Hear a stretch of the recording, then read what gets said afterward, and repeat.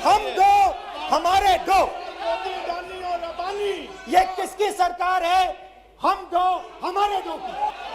एक जो सबसे बड़ा मित्र है उसको पूरे हिंदुस्तान के अनाज, फल और सब्जी को बेचने का अधिकार, बड़े से बड़े उद्योगपति जितना भी अनाज, जितना भी फल, जितनी भी सब्जी स्टोर करना चाहते हैं वो स्टोर कर सकते हैं, कोई लिमिट नहीं, जितना वो होल्ड करना चाहते हैं कर सकते हैं। राहुल गांधी जी,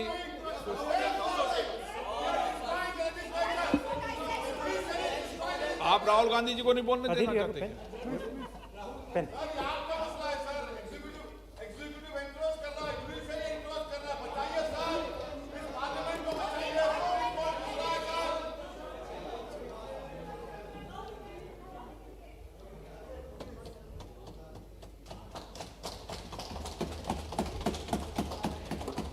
स्पीकर सर, आपने मुझे सदन में बोलने का मौका दिया, इसका मैं बहुत बहुत आभारी हूं। धन्यवाद। कल प्रधानमंत्री जी ने अपने भाषण में विपक्ष के बारे में बोला था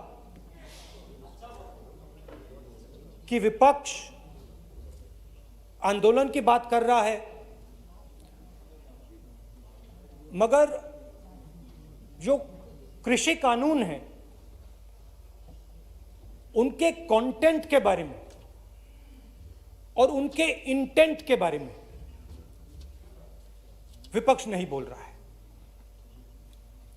तो मैंने सोचा आज प्रधानमंत्री जी को खुश करें और जो 3 किसान के बिल हैं, खेती के बिल हैं, उनके कंटेंट का और इंटेंट का की बात करें। हाँ, बजट पे बोलेंगे, आप शांत हो जाइए प्लीज।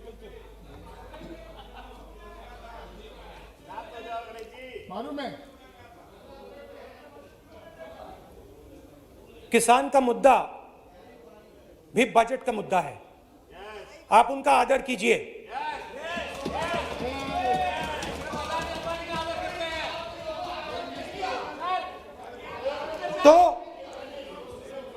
तो बात है कि इन 3 कानूनों का कंटेंट और इंटेंट क्या है। तो पहले कानून का कंटेंट, कोई भी व्यक्ति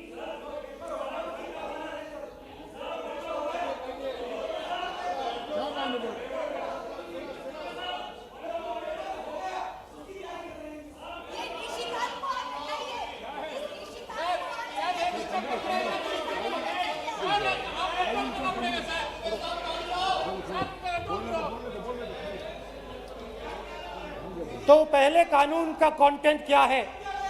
पहले कानून का कंटेंट है कि कोई भी व्यक्ति देश में कहीं भी कितना भी अनाज, सब्जी, फल खरीद सकता है,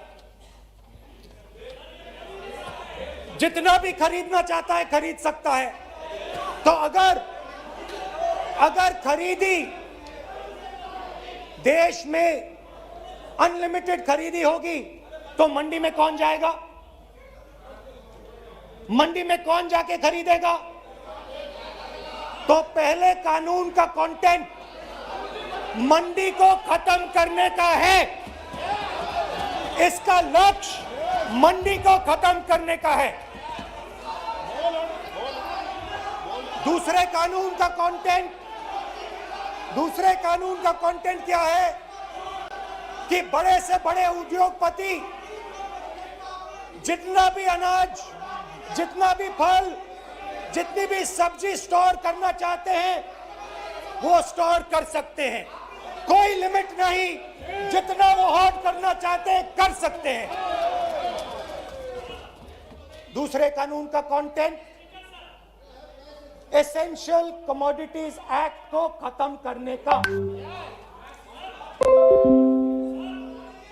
दूसरे कानून का कंटेंट जमाखोरी को अनलिमिटेड तरीके से हिंदुस्तान में चालू करने का। अब तीसरा भी कानून है। तीसरा कानून का कंटेंट जब एक किसान हिंदुस्तान के सबसे बड़े उद्योगपति के सामने जाकर अपने अनाज के लिए, अपनी सब्जी के लिए, अपने फल के लिए सही दाम मांगे तो उसे अदालत में नहीं जाने दिया जाएगा। तीसरे कानून का कंटेंट आपको याद होगा,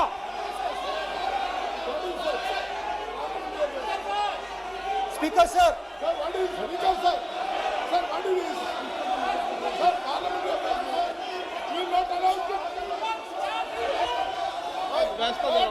डरते क्यों? सुनो, तू हिलिया सब सुन अपने स्पीकर सर, दादा स्पीकर सर, आप बजट फैमिली प्लानिंग का, आप बजट पर बात,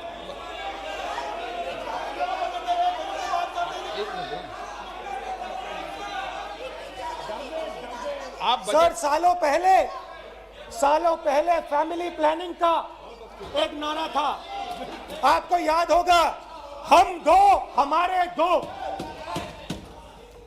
अब मैं इंटेंट की बात करता हूं, कानून के इंटेंट की बात। आज क्या हो रहा है, जैसे कोरोना दूसरे रूप में आता है वैसे ही ये नारा दूसरे रूप में आया है। आज इस देश को 4 लोग चलाते हैं। आप बजट पर चर्चा कर लें। बजट पे कर रहा हूं सर, बजट पे आ रहा हूं। 4 लोग चलाते हैं, हम दो बता दिया। और हमारे दो। जैसे उस टाइम नाम सब जानते हैं, नो आप बोलो, आप डिस्टर्बेंस मत हम करिए। दो हमारे दो। ये किसकी सरकार है? हम दो हमारे दो की।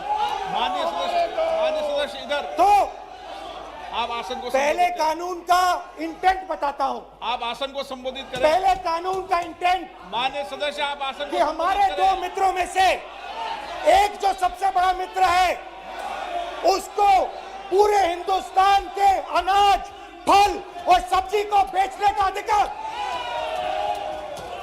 यह है पहले कानून का इंटेंट। नुकसान किसका होगा? नुकसान ठेले वालों का होगा, नुकसान छोटे व्यापारियों का होगा, नुकसान जो लोग मंडी में काम करते हैं, लाखों लोग, उनका होगा। अब चलिए दूसरे कानून की इंटेंट की बात करते हैं। दूसरा कानून का इंटेंट दूसरे मित्र की मदद करने का है। दूसरे मित्र को पूरे देश में अनाज, फल और सब्जी की स्टोरेज की मोनोपोली दी जा रही है। आज दूसरा मित्र 40% हिंदुस्तान का अनाज अपने साइलों में रखता है। ये कांग्रेस पार्टी की बैठक नहीं है, ये सदन है। फल और सब्जी अगर बजट पे साइलोज में रखेगा। ये सभा नहीं है। प्रधानमंत्री कहते हैं सर मैं अध्यक्ष जी आपको कहना चाहता हूँ कि जब आपने बजट के लिए चर्चा के लिए पुकारा तो मैं बता रहा हूँ, एक मिनट बैठिए। माननीय सदस्य, आज बजट पर चर्चा है, मैं आग्रह करता हूँ। प्रधानमंत्री कहते हैं आप बजट पर ही कि अपनी बात मैंने करें। ऑप्शन दिया है। हाँ, आपने ऑप्शन दिया है। 3 ऑप्शन दिए हैं। पहला ऑप्शन भूख, दूसरा ऑप्शन बेरोजगारी, तीसरा ऑप्शन आत्महत्या। ये 3 ऑप्शन आपने दिए हैं। अब देखिए मामला क्या है। मामला ये है कि हिंदुस्तान का सबसे बड़ा बिजनेस सबसे बड़ा व्यापार एग्रीकल्चर का है। अब बजट 40% आबादी इस पे जीती है, इससे जीती है। 40 लाख करोड़ रुपए का धंधा है। इसमें किसानों को फायदा मिलता है,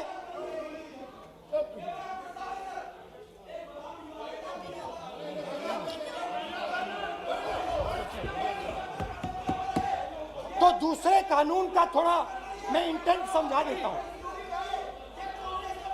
दूसरे कानून का इंटेंट है, पानी दो, पानी गिर जाएगा, पानी दो। दूसरे कानून का इंटेंट है कि एक व्यक्ति को आप पूरे देश के अनाज की स्टोरिंग की मोनोपोली दे दो, और जब किसान अपने अनाज के लिए सही दाम मांगने जाएगा तो जिसके पास स्टोरेज की मोनोपोली होगी वो मार्केट में अनाज डालेगा और किसान से कम पैसे में खरीद करेगा। और जब वही किसान कंज्यूमर बन के अपना ही माल खरीदने जाएगा तो वही व्यक्ति अपने गोदाम से जब बजट पे चर्चा है सर, बजट पे चर्चा है, राष्ट्रपति अभी भाषण पे आपने चर्चा समाप्त कर दी, प्रस्ताव पास करके राष्ट्रपति जी को भेज दिया, अब उसी पे चर्चा करके राष्ट्रपति जी का भी और आपका भी अपमान कर रहे हैं सर। ये आपका भी अपमान कर रहे हैं, सदन का भी अपमान कर रहे हैं सर। कि इस देश की जो रीढ़ की हड्डी है, किसान, मजदूर, छोटे दुकानदार, व्यापारी, उस रीढ़ की हड्डी को तोड़ के टुकड़े टुकड़े करके दो मित्रों को दे दो। Sir rule 218 sir, rule 218 sir, rule sir, the debate on appropriation bill shall be restricted. The debate on appropriate bill shall be restricted to the matters of the public importance or administrative clausely employed in the grants covered by the bill which have not already been raised while the relevant demands of grants were under consideration. I would like to remind him that he should restrict his speech to the budget. Number 2, and he is claiming that 40% of the groceries and other things, vegetables, they are kept in Adani's and Ambani's place. Let him prove that. Where from? He should place it on the table. He should place it on the table. Where can he get all these documents? Where statistics कहाँ से आए? इसको authenticate करना है. Record में नहीं जाएगी।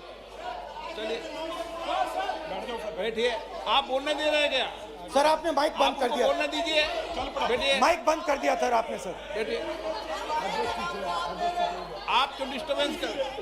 आप बोलने दीजिए ना। आप कोई रूल बता रहे हैं क्या? आप कोई रूल बता रहे हैं? अधीर रंजन जी, अधीर रंजन जी, अधीर रंजन जी को बता दें।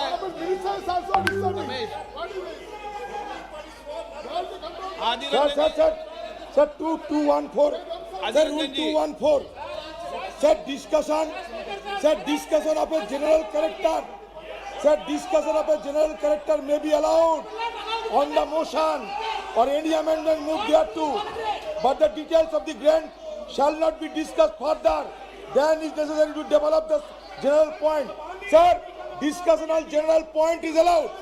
So discussion, it is the discussion on general point.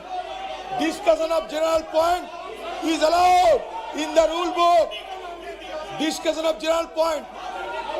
अच्छा, बजट में क्या एग्रीकल्चर मुद्दा नहीं है? बजट में क्या एग्रीकल्चर मुद्दा नहीं है? तो बजट में जब एग्रीकल्चर मुद्दा है तो बजट में क्यों चर्चा नहीं हो सकता agriculture?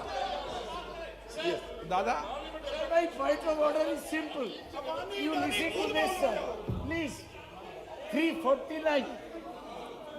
It says, while the House is sitting, a member, 2, shall not interrupt any member while speaking by disorderly expression or noises or in any other disorderly manner. While Honorable Member Rahul Gandhi is speaking, तब तो विरोधी disturb कर रहा है, अब कोई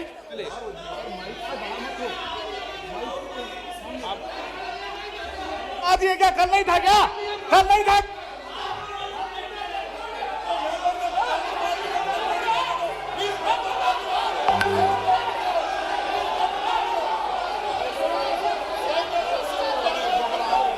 अडानी अडानी का नाम खुद ले दिया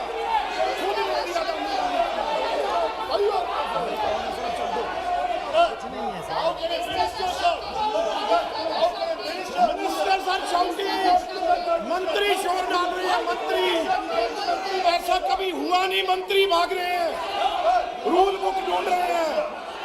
अरे क्यों घबरा गए? अभी तो बोले ही 5 मिनट है, अभी तो बोले ही 5 मिनट है। तो हम दो हमारे दो,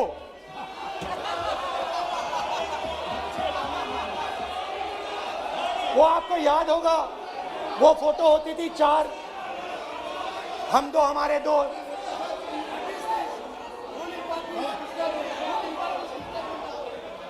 क्यूट से चेहरे थे, सुंदर सुंदर चेहरे, मोटे मोटे चेहरे, हम दो हमारे दो। खैर, इससे होगा क्या? जब ये कानून लागू होंगे तो जो इस देश के किसान हैं,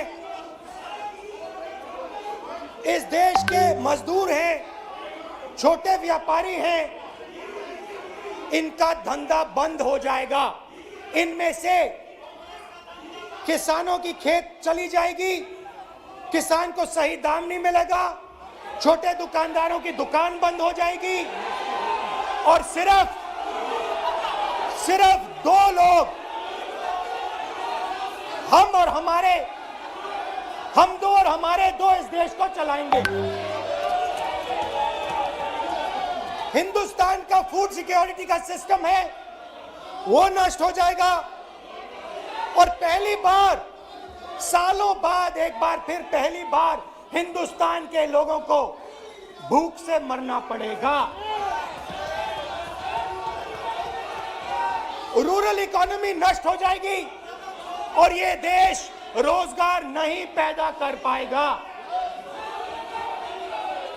ये नई चीज नहीं है, ये आप मत सोचिए कि ये नया अटेम्प्ट है, पहला अटेम्प्ट है। ये पहला नहीं है, ये काम प्रधानमंत्री ने हम दो हमारे दो के लिए पहले नोटबंदी में शुरू किया था। पहली चोट नोटबंदी थी। आइडिया क्या था? गरीबों से, किसानों से, मजदूरों से उनका पैसा लो, बैंक में डालो और हम दो हमारे दो के जेब में डालो।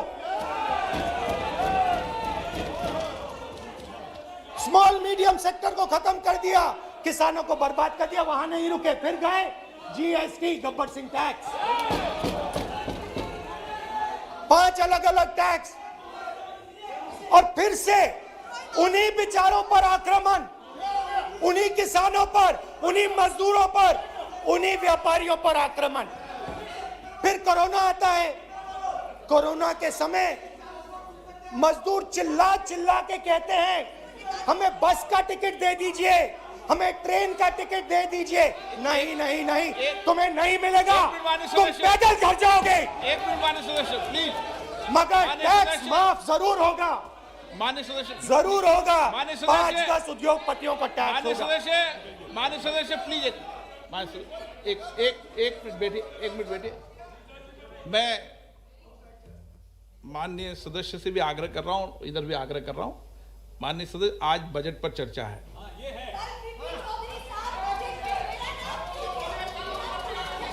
चलो चलाओ। मैं आ रहा हूं सर बजट पे, सर मैं आ रहा हूं बजट पे। मैं सर 5 मिनट में बजट पे आ रहा हूं। मैं फाउंडेशन लगा रहा हूं अभी, फाउंडेशन।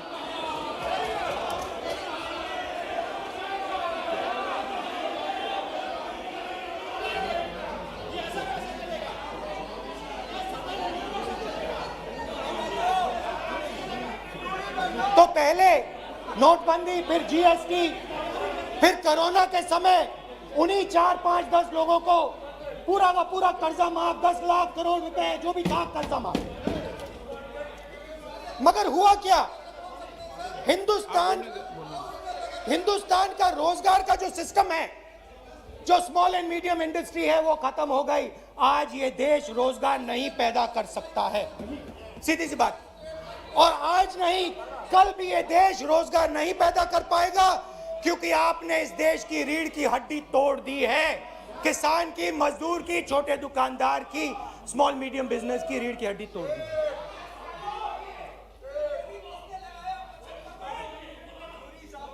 मगर ये मत समझिए कि ये किसानों का आंदोलन है, ये किसानों का आंदोलन नहीं है। आपको बात अभी समझ नहीं आई है, ये देश का आंदोलन है। और ये किसान सिर्फ रास्ता दिखा रहा है, किसान अंधेरे में टॉर्च दिखा रहा है, और एक आवाज से ये पूरा देश उठने वाला है।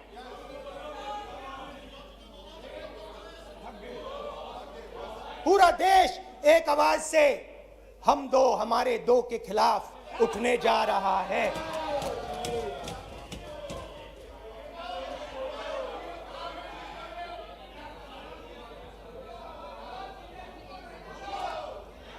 और ये याद रखिए, मैं कह रहा हूं, लिख के ले लीजिए।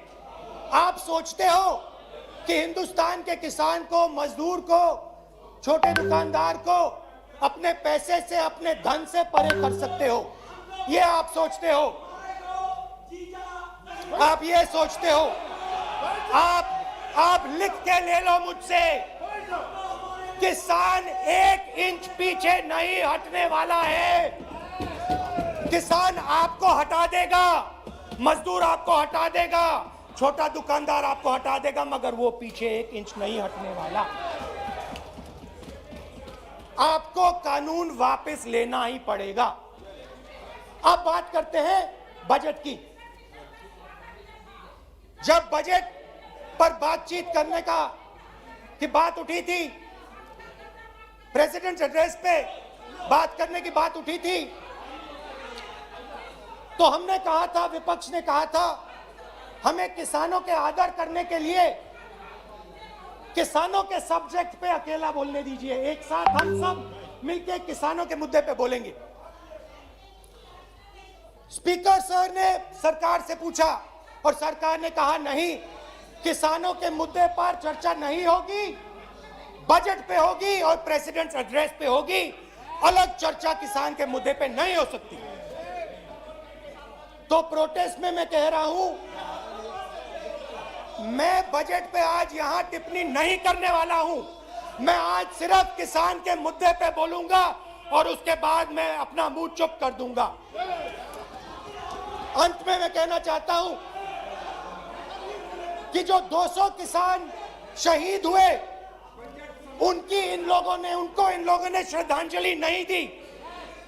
मैं सब सांसदों से कहना चाहता हूं, मैं अपने भाषण के बाद 2 मिनट शहीदों के लिए मौन रहूंगा। आप मेरे साथ खड़े हो जाइए। धन्यवाद।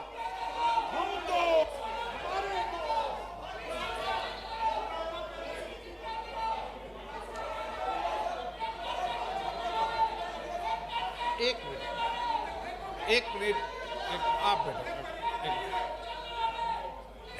एक मिनट, माननीय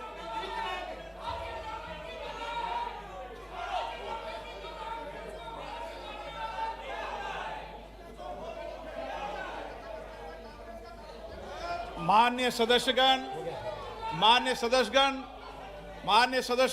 प्लीज बैठिए माननीय, प्लीज बैठिए।